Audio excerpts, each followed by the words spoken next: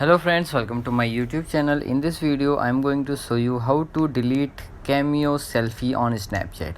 So if you want to delete Cameo Selfie on Snapchat, what you have to do, first of all you have to open your Snapchat. Okay, so I am going to open my Snapchat.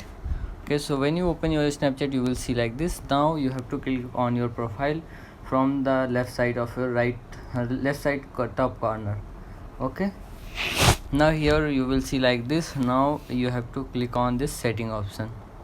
Now click on setting option. Now you have to just scroll down, and here you will see cameos.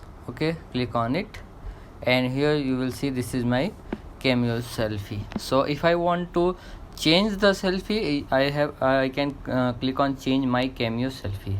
Okay, now I have to you have to put your face here, and then you can change it.